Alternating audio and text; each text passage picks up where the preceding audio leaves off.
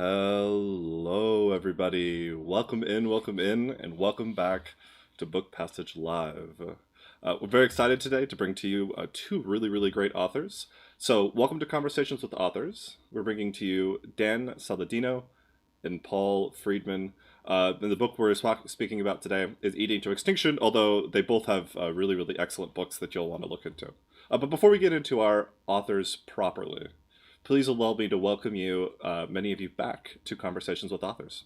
If you've seen one of these events before, then I'm glad to see you. But if you're new here, then Book Passage is a group of independently run bookstores out of the San Francisco Bay Area, and we host book talks just like these very often throughout the week. As we are now streaming on YouTube, in addition to doing some in-person events, if you happen to be in the San Francisco Bay, please consider subscribing by clicking the subscribe button just below the video.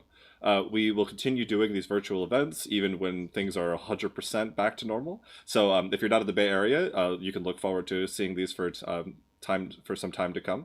And as an added bonus to subscribing, if you click the little bell right next to that button, you'll be alerted every time that we go live with one of these talks, so you don't have to miss out on something you otherwise might have really enjoyed.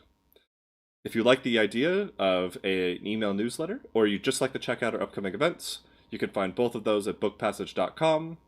And if you'd like to check out our speaker's book, which again is Eating to Extinction, you can find it using the first link in the description below. It says, buy the book, can't miss it. If you have any questions for us tonight, please take the time to write them in the YouTube chat. It is the only way to get your questions to our speaker today, so please don't miss them. Please don't miss it. Now, allow me to introduce Dan Saladino, who is a renowned food journalist who has worked at the BBC for 25 years.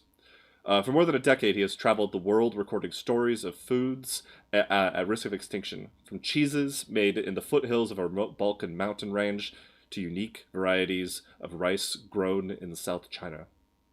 His work has been recognized by the James Beard Foundation, the Guild of Food Writers, and the Fortunum and Mason Food and Drink Awards.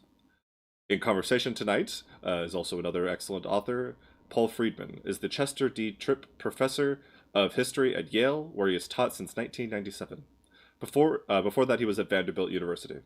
His teaching and research over many years concentrated on the history of the Middle Ages, particularly in Catalonia. The history of food and cuisine is a relatively recent interest. In 2007, Freedman edited Food, The History of Taste, translated into 10 languages. He is the author of 10 Restaurants That Changed America, American Cuisine, and How It Got This Way, and has recently published a short book for Yale University Press entitled Why Food Matters. Thank you one last time, everybody, for coming out today. I'm really excited to have you here. Now let me pass the show off to Dan and Paul.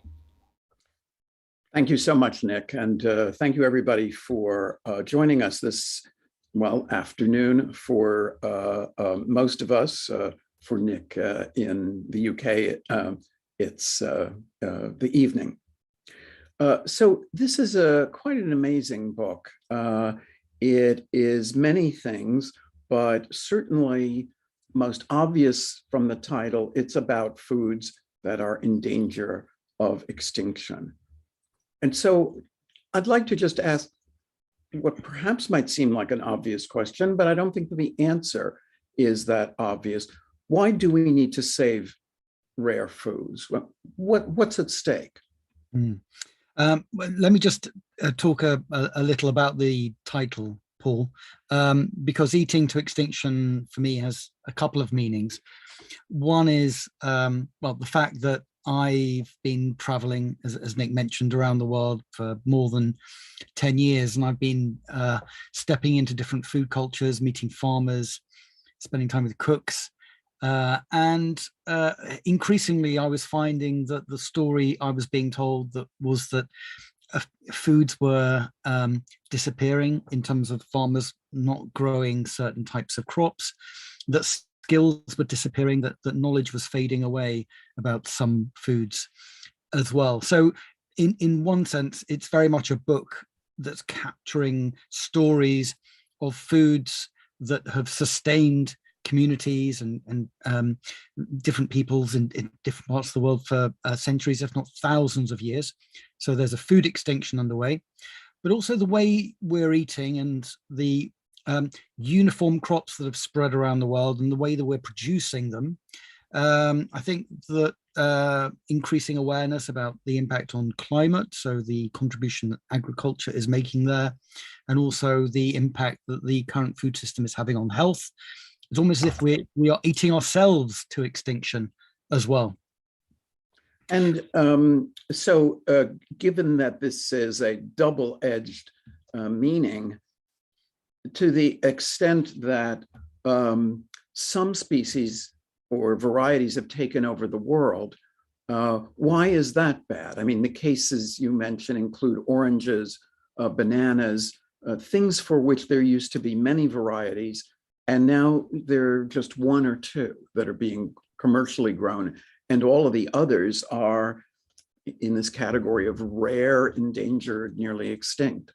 And in a sense, the problem we're now facing, or the crisis really currently in the food system, it can be seen as the consequence of a short-term success story, because coming out of the Industrial Revolution and then into the 20th century, the emergence of crop sciences and plant breeding and the understanding of genetics, we were able to take greater and greater control over nature.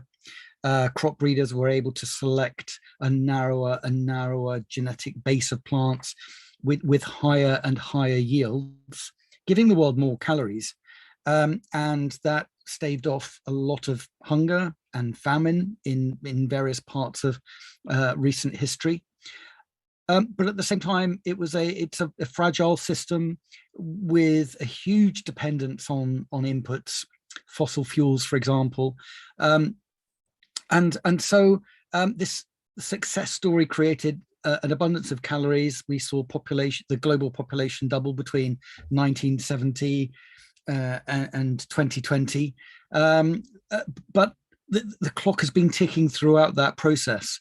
It's not a sustainable system, and in a sense, that ability that we gained of being able to override natural systems is catching up with us. So in the book, I talk about the consequences of this being the impact, for example, of fungal diseases on crops such as wheat. Now, in Svalbard, which is in the Arctic Circle, it's a seed vault.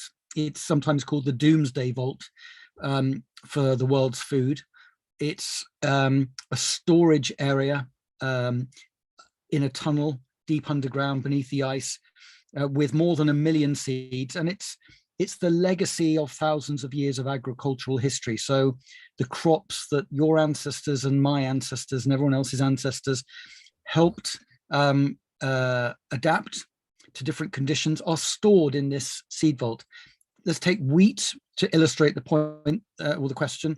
To more than 200,000 unique samples of wheat are in Svalbard, each one with potential to have traits that are of disease resistance or drought tolerance, for example.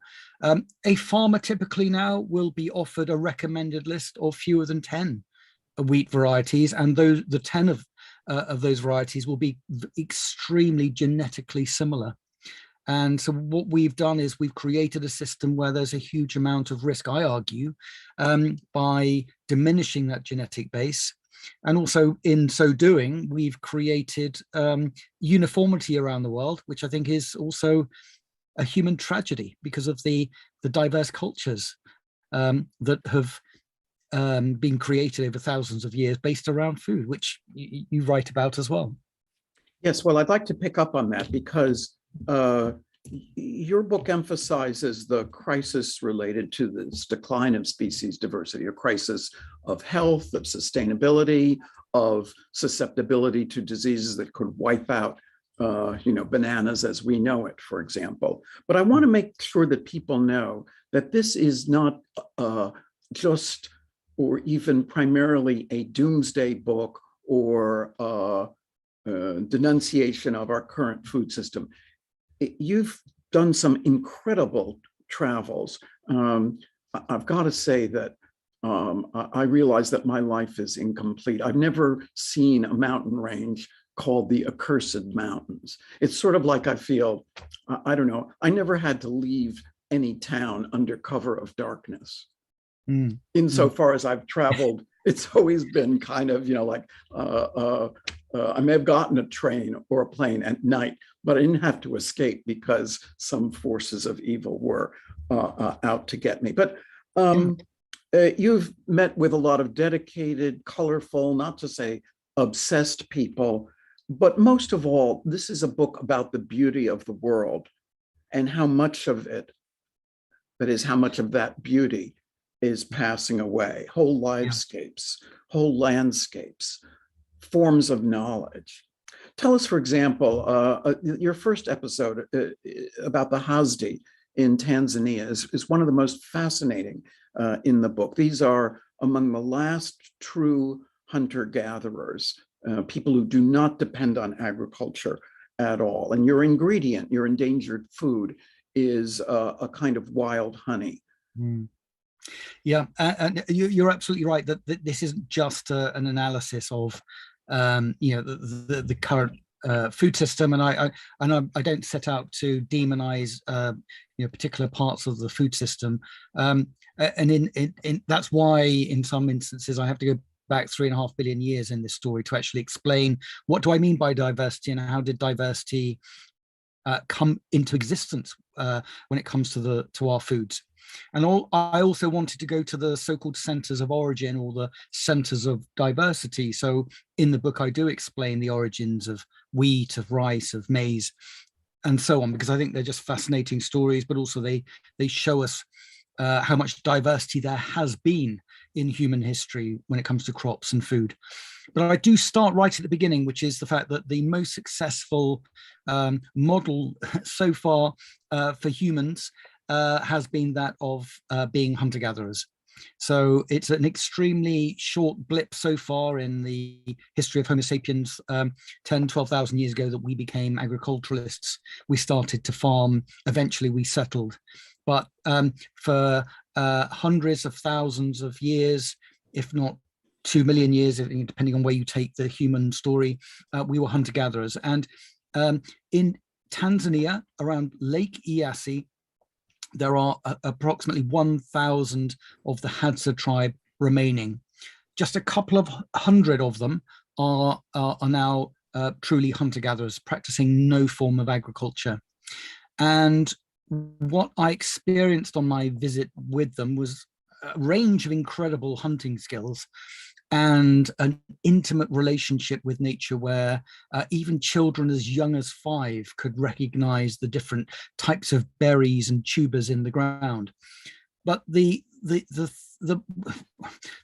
most powerful experience was to go out into the savannah and watch a hunter-gatherer whistling, making some sounds that attracted a bird, the honey guide bird, scientific name indicator. The bird, like the human, wants to access a bee's nest. The bee's nest is too dangerous for the bird. So it works together with the human to lead the hunter-gatherer to the trees where they'll find the bee's nest. It would take hours for a hunter-gatherer to do that. These are huge baobab trees, and the bee's nests are often tucked away.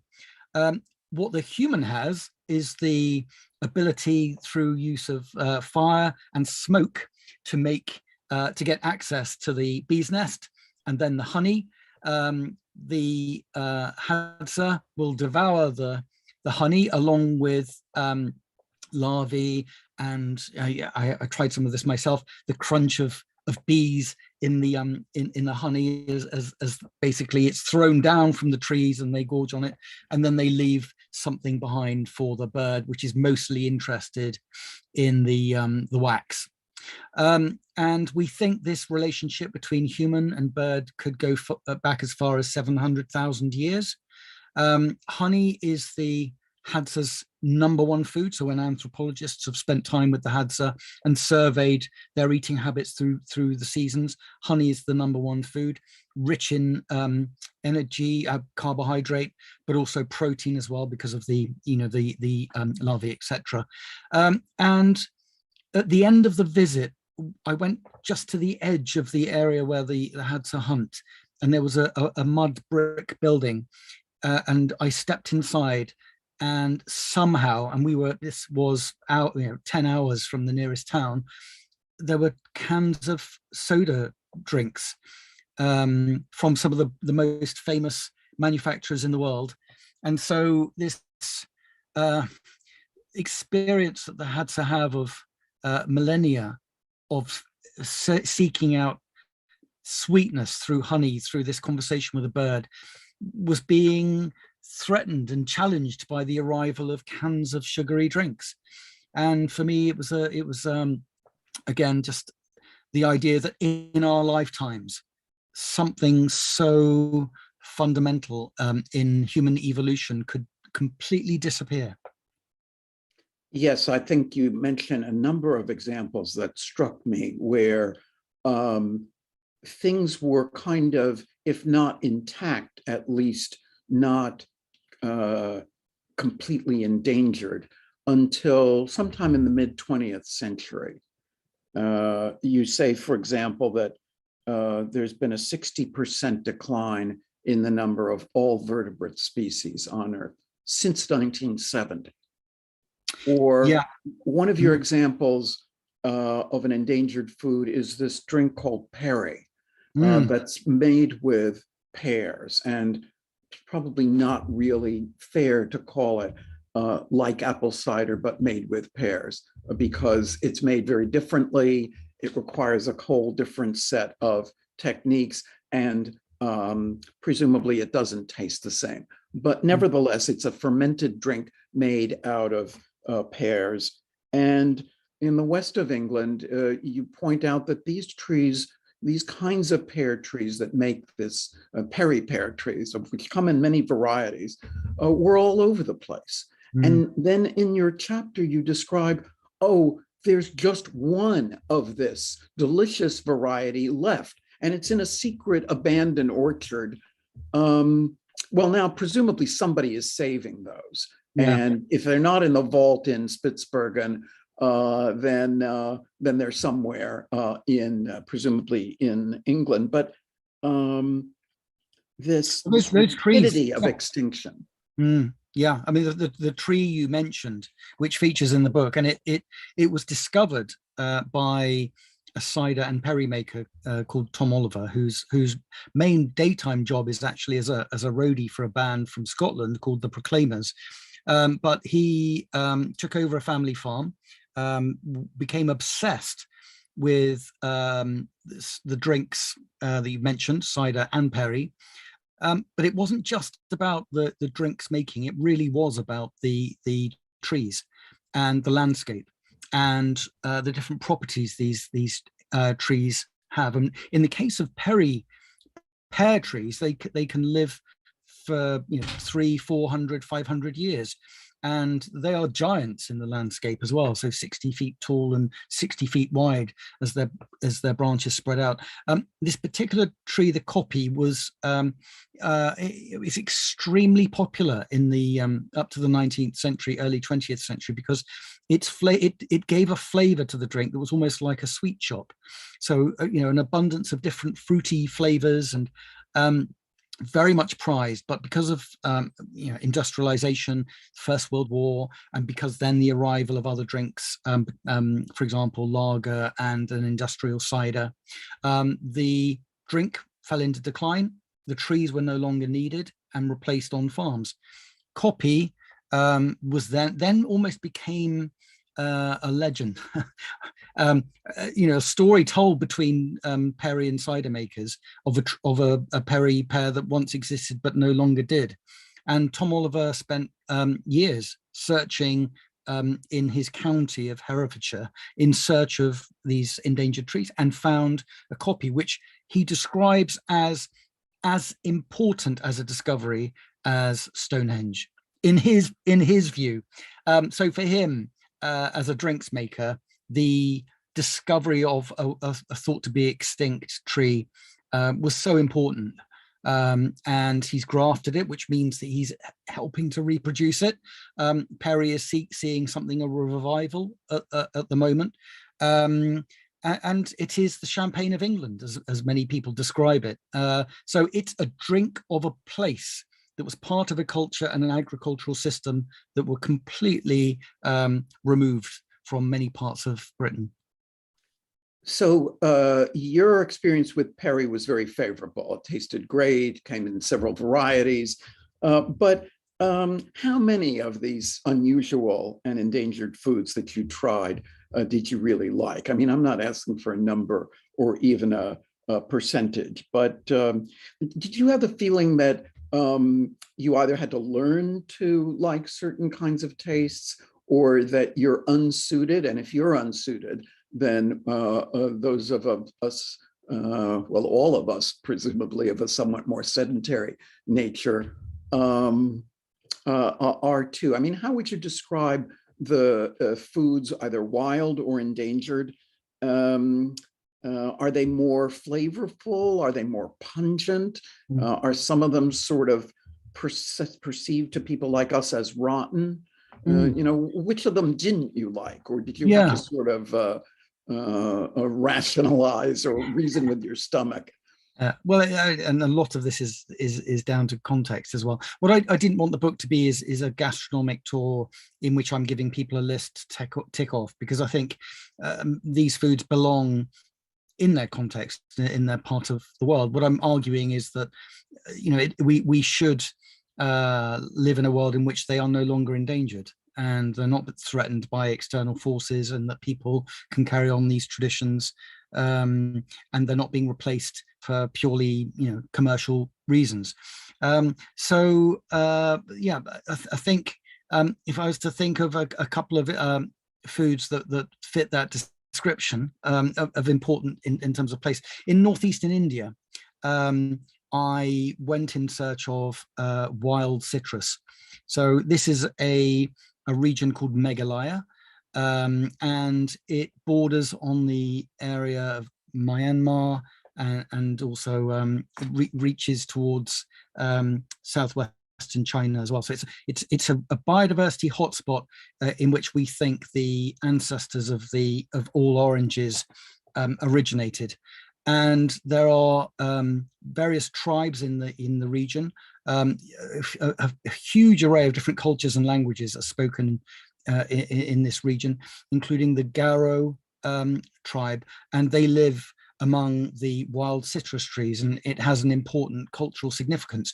But what is interesting is their relationship with bitterness and sourness, which again, we could talk about extinct foods, extinct skills and knowledge. Here, I think the idea is one in which these wild fruits, which because of the defense mechanism of the plants need in the wild, they're not being helped by human inputs of pesticides and herbicides, that their defense mechanism is the bitterness is a clue to that. And there are many arguments and studies that have gone into the relationship between bitterness and health-giving properties to us as well.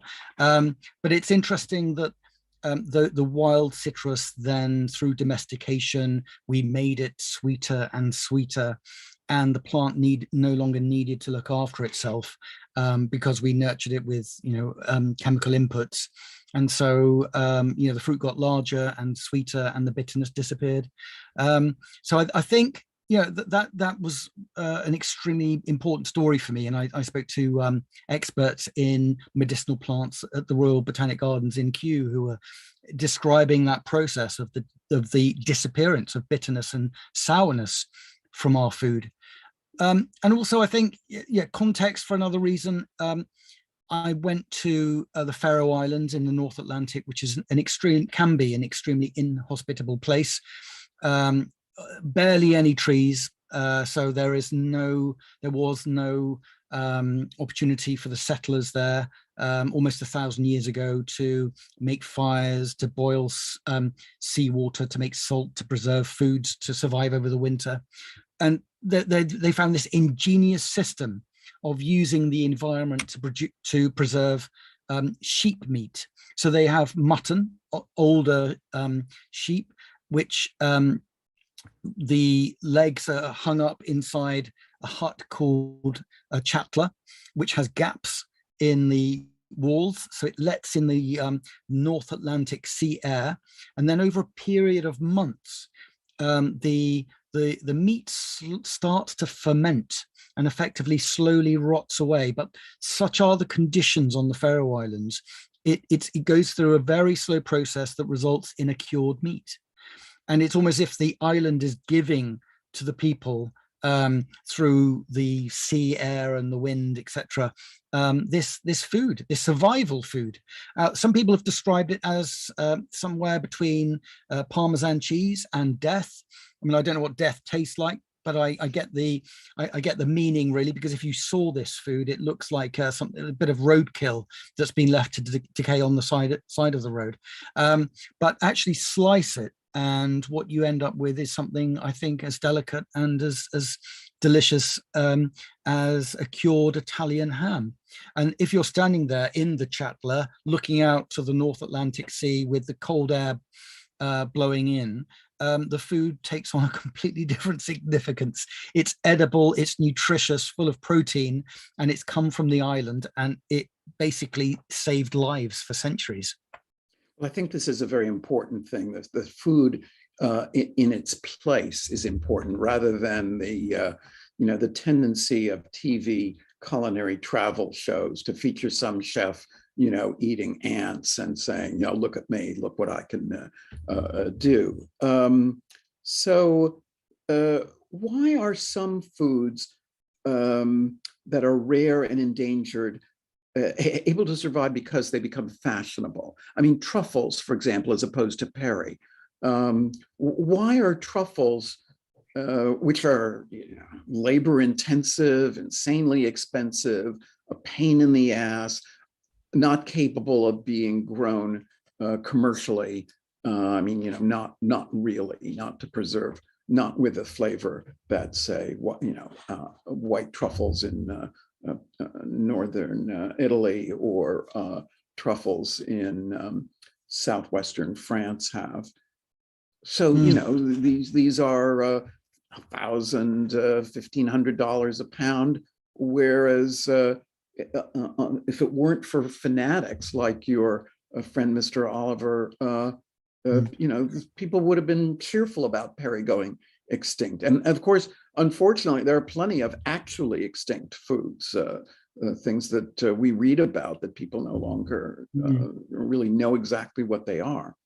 Yeah, yeah. Well, I think in many cases, I tell the story of the decline or food becoming endangered simply because it's no longer economically viable. And one of the triggers for the book was the experience of farmers growing oranges around the volcano Etna in Sicily. Where you used to spend summers. Absolutely, but cheaper fruit was coming in from Spain and elsewhere, and they just couldn't compete. So they were just giving up and leaving the fruit to rot away on the trees. But there are also in the book, there are foods that do have the same rarity value as truffles and are certainly sought after. So I talk about the story of pu'er tea, again in southwestern China, this biodiversity hotspot, where wild trees, wild tea trees, which can be similar to the perry, really, extremely old, some as old as 1,000 years. Indigenous people in that region know where to find the trees and how to pick the leaves and how to process them, and they pack them into cakes, which look like they are kind of like very bricks. Like bricks. Yeah, and they in fact can be stored for decades. And some of these cakes of tea have become so desirable, particularly those cakes manufactured in small factories in China before the communist revolution. They sell for millions of dollars at auction, highly desirable. But also even pu'er being made in recent years is extremely desirable because it gives to connoisseurs an experience almost of being in a forest, because of the age of the trees. It imparts certain chemical compounds. Now, yeah, the downside of that is that these pu'er cakes have become so desirable that there's almost a rush now in some of these mountain villages in southwestern China, and it has completely distorted the local economies. There are all kinds of practices where ancient forests are being cut down and replaced by tea bushes, just so they can have the name of the village attached to the pu'er cakes. So it's fascinating why some foods do become endangered and have no, or are seen as having no market value, whereas others, in the case of pu'er, certainly today are an investment vehicle. So I don't know the answer to that, but it's also reflected in salmon. So the farm salmon versus the wild Atlantic salmon. Wild Atlantic salmon today, a legally caught wild Atlantic salmon, 1/4 of a fish can sell for $200 or more. And again, people are want to experience what a non-farmed, what a wild Atlantic salmon tastes like, and what the skills of people who can work with these wild fish also impart to the process. So I think some endangered foods do become rare and highly desirable, but what I'm mostly interested in are the humble foods, such as a German lentil or a Turkish wheat, which I think has far more significance for our future and has been completely undervalued. Yes, I think that's very important in terms of what we were talking about at the beginning, and then sustainability, resilience, so fragility and resilience, which we've come to know a lot about with regard to the pandemic, food supply problems generally. All of these things notwithstanding, I don't want to leave people with the impression that you're a pessimist. The book is haunting, sad, but in certain respects optimistic. How hopeful are you for the future of biodiversity? Well, I like this term that you used at the end of your book, Paul, which is applied hope. So I think to have this sense of believing our world and the causes you care about can get better, and work to make them so. And I think that's what the character, or certainly the that's what unites so many of the characters in the book, who have dedicated much of their lives to saving these endangered foods. And I think they show that certainly a huge amount of work has been going on behind the scenes. So the existence of the seed vault I mentioned, Svalbard, has taken a number of people, their entire working lives to find the funding to make it possible, because they were following on from the footsteps of people who in the 1960s and 70s were saying that we need to save genetic diversity or else people will starve, because of the risks we are building into the system with huge amounts of uniformity. And those botanists in the 1960s and 70s were inspired by the likes of Nikolai Vavilov, who was collecting seeds around the world in the 1920s. So, and then there was Rachel Carson, who was also talking about the flaws in human nature to want to simplify things and to get rid of the complexity of things. So, I think the fact that long line of heroes, I think, who have been flying the flag for diversity and actually doing something about it, of saving the seeds in the seed banks and the seed vaults, and also farmers who have brought these crops back to their fields. And I tell the story of one farmer in southern Germany. It's a mountainous area, not much else grows there. But after Germany industrialized and Canada started growing lentils, their most prized food, which was a lentil, went extinct. This lentil helped fertilize the soil. It fed families. It was remarkable, and I've tasted it. It's delicious, and they used to make it into a kind of a noodle dish. He spent 20 years trying to find a way of bringing this lentil back, because not only because it was a delicious food, but also it was a way of life in that region. It was part of a farming system. It was part of their cultural identity. He wrote to every single seed bank and seed vault possible, to the USDA, to Svalbard. He ended up traveling with a group of farmers to Nikolai Vavilov's seed bank in St. Petersburg, and it turns out they had it all the time, but they'd mislabeled it under a different name. And there's a picture of him online, and you can find it, of him standing up in a room with his arms raised, saying, I found our lentil. And to most of us, it's a bizarre story, but for him, that was one of the most, that was probably the highlight of years of work to try and bring back not just this tiny little lentil, but actually, as I mentioned, a way of life. His story in turn has inspired farmers in Sweden to bring back their lost beans and peas.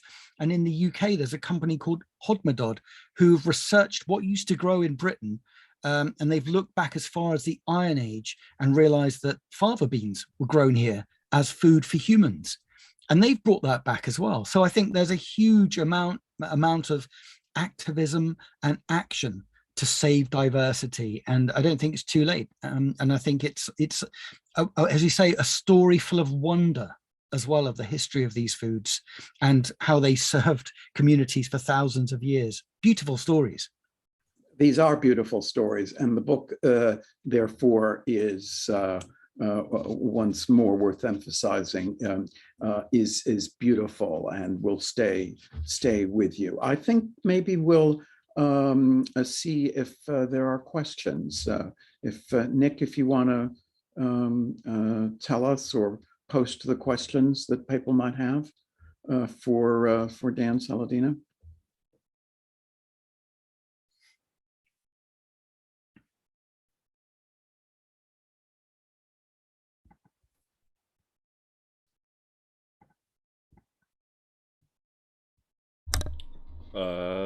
You doing okay there, Dan? Hello? Oh, there it is. Hello. Yeah, we were asking if there were questions. Oh, I don't see anything in the questions so far, but if anybody in the audience has them, they should put them into the YouTube chat. But nothing so far. Lots of people, okay, but no questions. So how do you respond, Dan, to the I guess, what I'd call the feed the planet argument. You touched on this a little bit at the beginning, that, sorry, but we've got all these people to feed. As you said, the population has doubled since 1970. And the only way this can be accomplished is through hybrids, agricultural varieties and procedures that are capable of industrialization. Cider is capable of becoming an industrial product. Perry, not really. If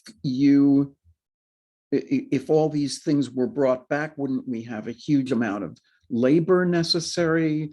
Wouldn't we go back to a world in which 90% of the population was engaged in agriculture, and many of the remainder were hunter-gatherers?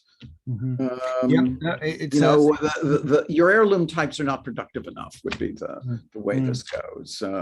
There's been organic food movements in the popular media, and people have been aware of them for 50 years, since the 1970s. And in the United States, at least, organic food accounts for maybe 10% of everything sold in markets. Yeah, a big important question, Paul, and I'll try and cover a few of the answers that I give in the book. Firstly, I think we've reached a point where we no longer have a choice to keep it business as usual. So I think thinking back to what was being discussed at COP26 and the need to reduce emissions. This is the recent Glasgow climate meeting. Exactly. And not only did it, obviously talk about the need to stop deforestation and save biodiversity, but also to reduce emissions. We are not going to be able to stay on target unless agriculture changes because of the current food system's dependence on fossil fuels. And also huge parts of the world in which there is serious lack of fresh water now. And again, we are locked into a system currently, post-Green Revolution, that big boom in the use of technology and science, in which we are running out of time. And even Norman Borlaug, one of the architects of that system, understood it was a short-term fix, and that there were bigger issues that needed to be addressed in the way the world is fed. So I think we do not have a choice but to change the system because of the issues that we are now addressing in terms of climate and other factors. And yet at the same time, this current system is underpinned and made possible because of huge amounts of subsidies from governments around the world. And so what we haven't seen is true cost accounting in the real cost of the food, the cheap food that's being produced, and the environmental impact. So currently the polluter does not pay in most parts of the world when it comes to the consequences of the food system. I would also add in the consequences of this current system when it comes to public health. And I know in the US and here in the UK, we are seeing healthcare bills increasing year after year because of the incidences of type 2 diabetes and obesity-related illness. So again, apply true cost accounting, and actually you see that there are ways in which we have to change.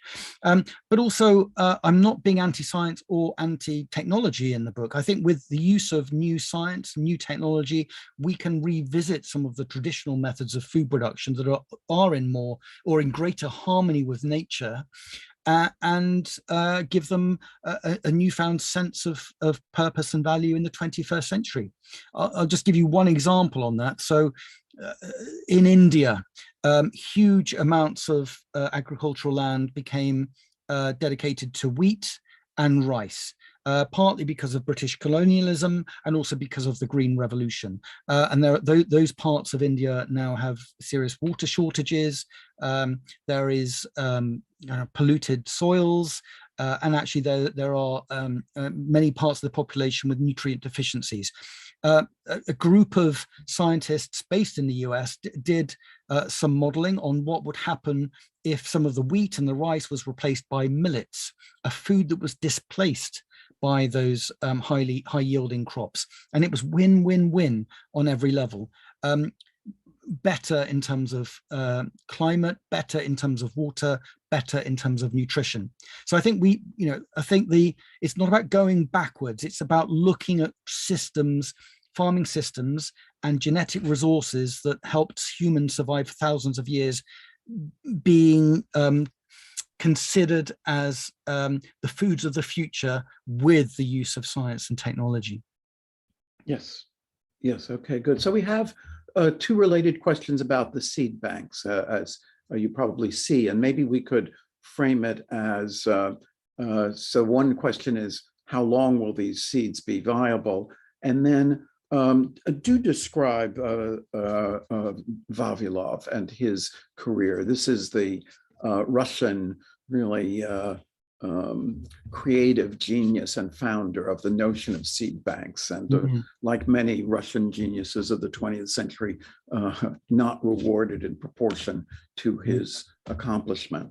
Yeah, well, along with certainly research that was happening at the end of the 19th century in Britain, and also at the USDA as well, Russian scientists were doing incredible research in terms of the crop sciences. Obviously, the 1917, post that period, Vavilov, as a young scientist, is concerned about the future of Russia and the Soviet Union's food system.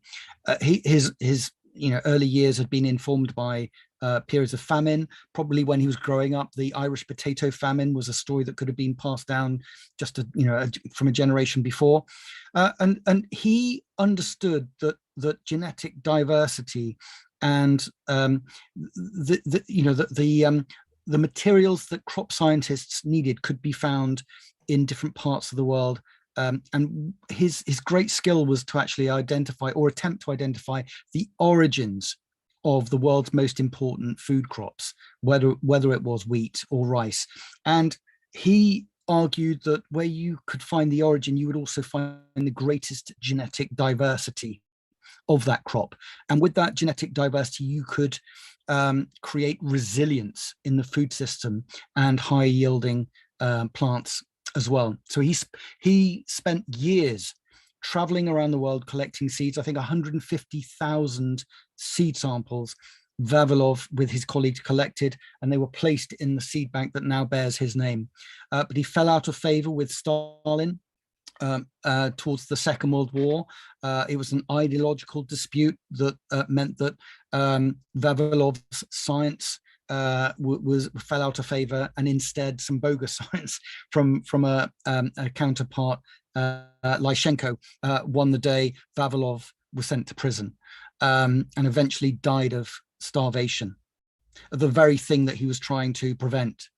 But in 1940, during the Second World War, as the Nazis invaded and St. Petersburg was surrounded, he had so inspired his colleagues in the seed bank that they kept the collection safe.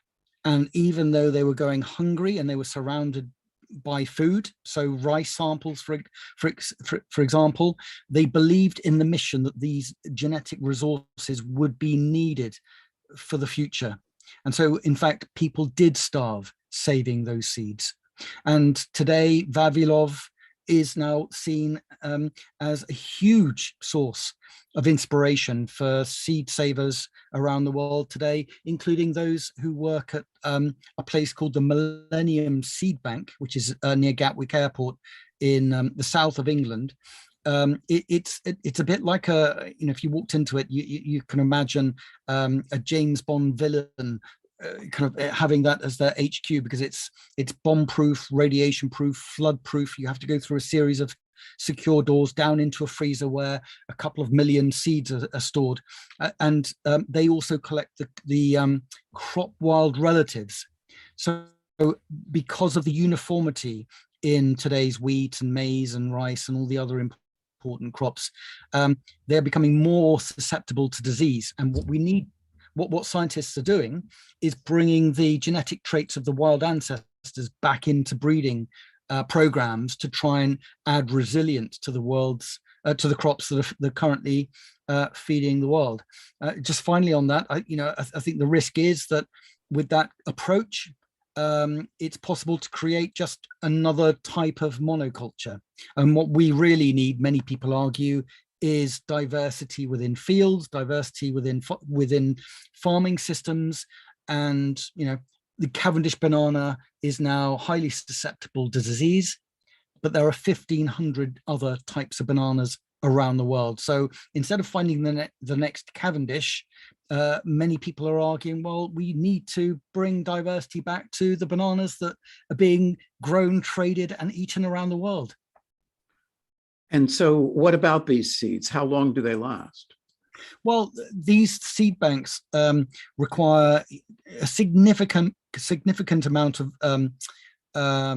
investment to ensure that they do remain viable. Now, Svalbard, I mean, the temperatures are kept extremely low, which does give them a certain amount of time, but they need to be replenished and replaced and restored. Which is why there are experimental plots where that actually happens. And but how long do some of them last? Like 100 years or 20 years or 6 months? I realize it obviously depends, different seeds depends have on different... the species, but it could be 5, 10, 15, 20 years in some cases. Mm-hmm. But I don't think they can be left there for 50 years and just expect them to be viable. Yeah, and also the idea is that it's fine to have this genetic material in a seed vault or a seed bank, but what we're talking about here is the importance of genetic diversity to enable adaptation to changing conditions around the world. So for that to happen, they need to be continually planted so that they can adapt, and farmers can identify what's doing well or not. And so that process that has been carried out for thousands of years can continue. So it would be like, yeah, it's okay to preserve endangered animals in zoos, but it'd be much better to have the endangered animals roaming in the habitat that will support them. Absolutely. Yeah. And I think that's, again, it's almost, that idea that the seed banks, the seed vaults are there, ready for us to be able to bring diversity back into the food system, but ultimately they are just a storage area for lots of diverse seeds, and which there hasn't been sufficient research also to even identify how much genetic variation there is in these collections. It is an incredibly under-resourced, under-researched field. But one hopes, among other things, because of your book, it will attract more popular interest. Yeah, but in the UK, the government is now funding programs to research crop wild relatives. And also there are some of our oldest agricultural institutions now are researching so-called landrace collections, so collections of wheat that have been kept alive for 100 years in various fields. They are now being looked at with a degree of urgency in search of disease resistance, in search of the crops that will be able to tolerate climate change. Well, this is a fascinating example of the importance of preserving knowledge that even if the pundits of the era say it's useless. I know a sort of an example from the world of libraries. Cornell University in New York is the agricultural school of the state. Cornell is a sort of amalgam of, it's a private institution, but it has parts of it that are funded by and are part of the state university system of New York, including agriculture, hotel, school. But in the agriculture program, in the late 19th, early 20th century, they collected a huge amount of stuff about chickens, about raising chickens, pamphlets, diaries. I mean, somebody fanatically collected all of this stuff that was going to be thrown out because, nobody raised chickens as a hobby anymore. And the free-range chicken movement caught just in time the threat of the extinction of this particular library, and it's now consulted all the time because it has all this kind of quasi-folk, quasi-scientific, or I guess both folk and scientific wisdom about keeping chickens in conditions that are not the industrial model. That's a fascinating example, Paul, because in Scotland we have the Rothamsted. In Scotland there are some of the world's leading poultry researchers, and what they have been doing is it's almost like a global version of what you've described. So they are actually looking into indigenous cultures to find which birds are still there, and which ones are adapted to different conditions as well. Because again, the success story of what happened post-war with the chicken to have a faster growing, better feed conversion, bigger breasted bird, has resulted in consolidation of an industry in which the three main genetic lines are in the ownership of two corporations. A huge amount of concentration genetically, but also commercially there. And because of the incidences of avian flu in poultry sheds, it's a big question that whether that model is sustainable and whether we actually need to bring diversity back into the poultry industry. Yeah. Or perhaps the answer is no, it's not sustainable, and yes, we have to bring back diversity. Have to, absolutely. Certainly part of the book's message. Well, maybe one more question, Dan. You write about the need to decolonize our diet. What do you mean by that? Well, that is the view of one of the characters in the book, Carlos Baca, who I met in southwestern Colorado, who had been a high-end chef in resorts, and he's a Native American man who's now in his 40s. But he had a moment of realization where he I guess one day knew that all of the foods he'd been cooking throughout his career, whether it was Japanese sushi or Italian pasta, there was one food that he hadn't cooked, and that was the food, he says, of his own culture. And so he now is doing incredibly important work of teaching people, Native American people, about pre-colonial foods and food preparation. And what he's dealing with is actually a public health crisis in some populations as well. So he really is convinced that actually to try and bring people back into a relationship with the indigenous foods of North America are extremely important for health and for the environment as well. I tell the story of the bison and the extermination of the bison in the Great Plains during the 19th century. And we think of the bison as something that then ended up becoming a source of food, but also its bones were used in certain industries, its hide was used, but actually the bison was also part of an ecosystem that other species depended on as well. So I think that idea of decolonizing a food system is one in which, well, what replaced the bison was the cattle industry mostly, and now the bison are being brought back to the Great Plains. And so again, I think that's another positive story to explore there, that the value of having those animals in that environment is absolutely crucial for an ecosystem, for culture, for identity, and also it's providing people with an income as well, employment. So I'm glad that we are ending on an optimistic note. As I said, the book Eating to Extinction is poignant, haunting. It's a call to action, but it's also just a marvelous travelogue and culinary series of thought-provoking adventures. I'm so glad to be part of this event and to have been able to find out more about the book and the background of your enterprise. Thanks to everybody who has watched this, and thanks to Nick Mitchell and Book Passage for setting this up. Well, thank you very much to both of you for coming out, and thank you to the audience for being here today.